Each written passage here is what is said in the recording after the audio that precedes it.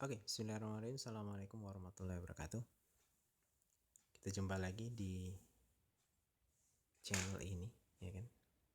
Kalau di bagian sebelumnya kita sudah membahas tentang sejarah perkembangan model atom. Di bagian yang ini kita akan ngomongin tentang atom secara praktis, ya. Jadi atom akan kita bahas secara ringkas di bagian ini. Seperti apakah atom itu, gitu ya? Oke, kita lihat. Bagian yang kedua, atom secara praktis. Nah, atom itu tersusun oleh partikel dasar. Ada 3 partikel dasar penyusun atom, yaitu proton, elektron, dan neutron. Proton ditemukan oleh Goldstein. Kemarin sudah kita bahas ya, bagian awal penemuan partikel dasar atom itu adalah proton. Goldstein menemukan proton. Kemudian elektron ditemukan oleh J.J. Thomson. Ya. Ketika J.J. Thomson berteori tentang atom, menggunakan percobaan tabung sinar katoda, Thomson menemukan adanya elektron di dalam atom, gitu kan ya. Kemudian neutron ya, yang partikel yang bersifat netral, itu ditemukan oleh James Chadwick. Ya. Kalau elektron itu bermuatan negatif, proton bermuatan positif ya. Neutron bermuatan netral. Jadi ini adalah 3 partikel dasar penyusun atom. Nah, bagian selanjutnya kita akan lihat lambang atom. Gitu. Atom itu biasa dilambangkan dengan, kalau saya sebutnya XAZ, di mana X itu ya, X itu menunjukkan lambang atomnya. Jadi misalkan natrium gitu, nanti ditulisnya Na, kalium ditulisnya K, kemudian aluminium Al, karbon C, nitrogen N, gitu. Nanti itu lambang atom, gitu. Kemudian Z, nah ini tulisan di bawah ini, Z ini adalah nomor atom. Nomor atom ini merujuk pada jumlah proton. Ya, nomor atom itu merujuk pada jumlah proton, di mana nanti nilainya akan sama dengan elektron ketika atom itu netral. Nah, karena nanti kita akan ngomongin atom yang tidak netral juga. Ya.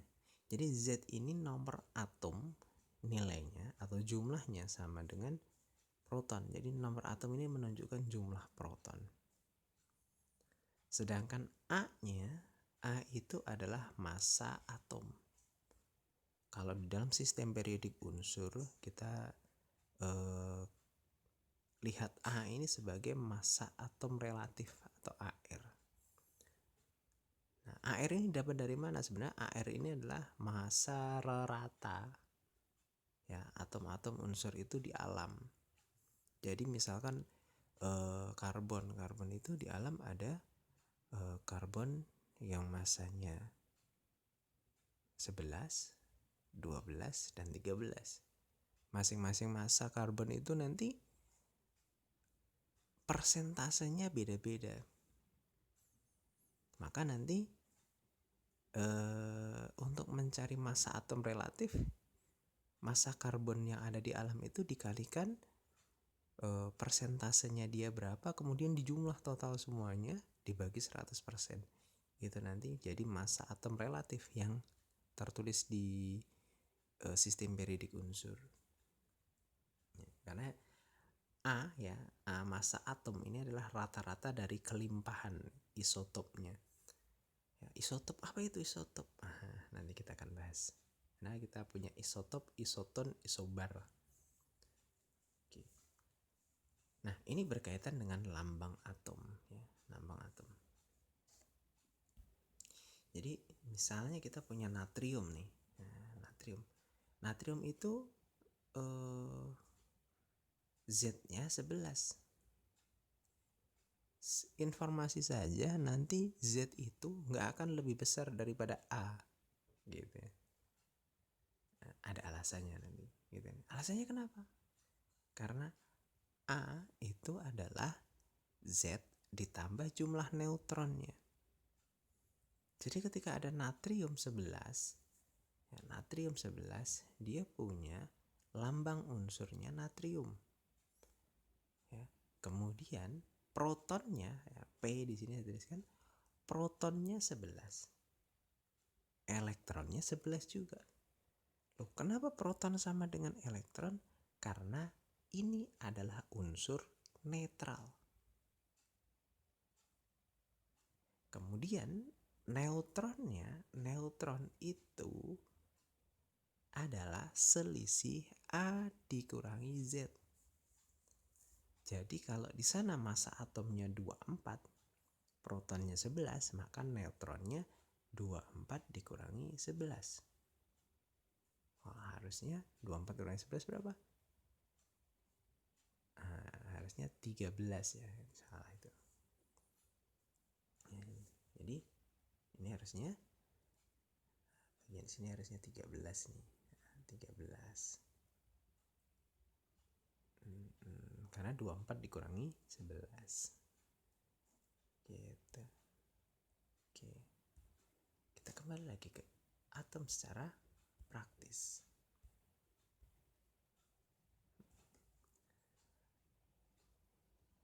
Kita lihat yang bagian atas.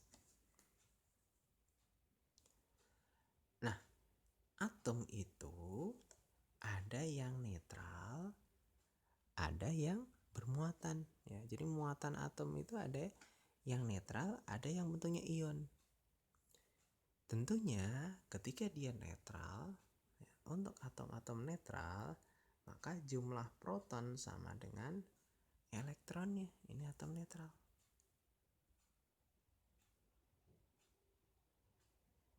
Oke, saya mau pakai warna biru aja. Kemudian kalau ion nanti dibagi jadi dua. Ada kation, ada anion. Kation itu ion positif. Sedangkan anion itu ion negatif. Jadi ion ada dua, ada yang positif, ada yang negatif. Yang positif namanya kation, yang negatif namanya anion. Gitu. Nah, kation itu adalah atom yang kekurangan elektron. Loh, gimana bisa kurang? Karena elektronnya dilepaskan. Ini adalah atom yang melepas elektron. Berarti kation itu elektronnya berkurang 1. Karena dilepas. Sehingga nanti proton akan lebih banyak daripada elektron. Itu kation. Nah, bagaimana dengan anion? Anion itu adalah atom yang kelebihan elektron. Nah, kapan itu terjadi? Ketika atom menangkap elektron. Jadi elektronnya ditangkap. Nah, berarti kalau dia menangkap elektron, jumlah elektronnya lebih banyak daripada proton. Nah, itu anion. Gitu ya. Loh, kenapa yang ganti-ganti cuman elektronnya? Nah, ini kalau kita lihat di teori atom sebelumnya, proton itu diam aja di tengah, tapi elektron yang bergerak mengelilingi inti. Kayak gitu kan. Katanya Niels Bohr kan kayak gitu. Gitu ya. Jadi makanya di sini yang berubah-ubahnya elektronnya saja. Nah, ini untuk muatan atom gitu nih. Sehingga kalau kita lihat natrium tadi ya, yang gini yang tadi ada revisi ya. Nah, revisinya tadi di sini bukan 23 tapi dia 13. Gitu. Nah, kalau natrium ini berubah menjadi ion, di sini jadi ion Na+1.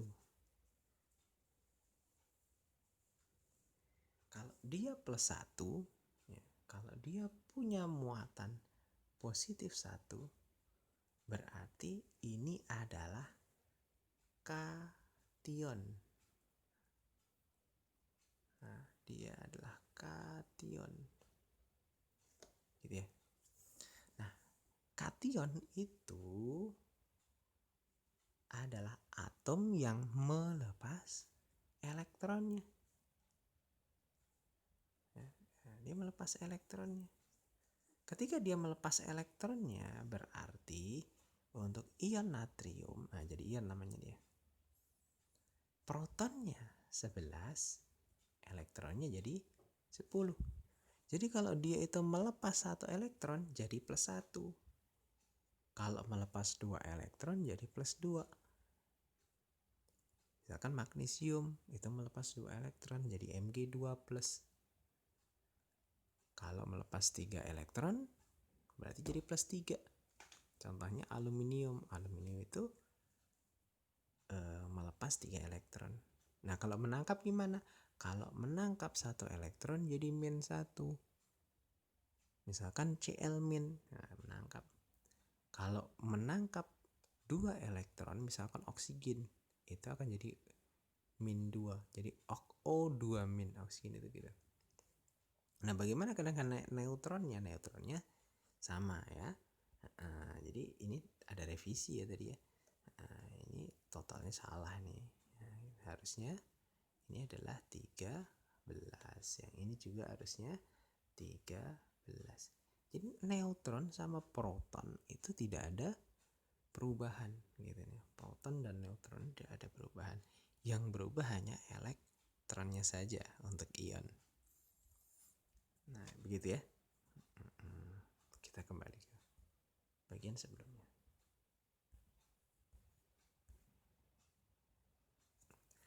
Nah, dan atom secara praktis untuk bagian selanjutnya yaitu hubungan antar partikel atom.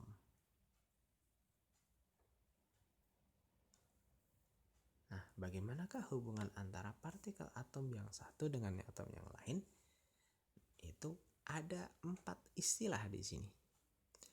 Ada isotop, ada isobar, ada isoton, ada isoelektron.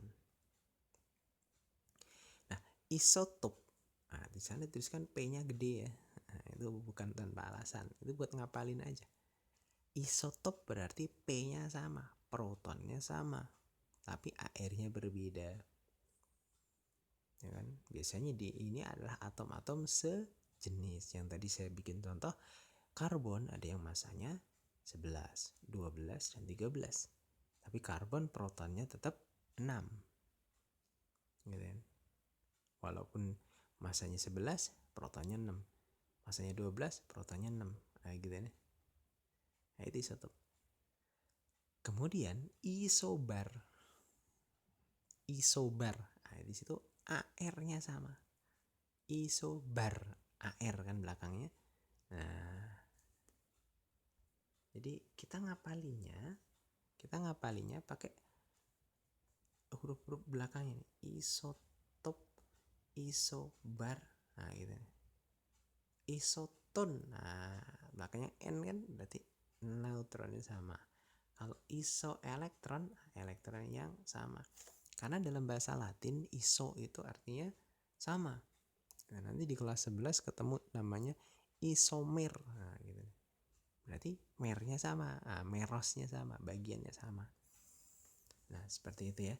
Ya, ini adalah hubungan-hubungan antar partikel atom. Nah, bagaimana kalau cara kita melihat hubungan itu? Berarti nanti kita harus tahu berapa jumlah proton, berapa jumlah elektron, berapa A-nya, massa atomnya. Nah, gitu. Sehingga nanti kita bisa menentukan dia isotop, dia isobar, dia isoton, atau dia adalah isoelektron. Oke.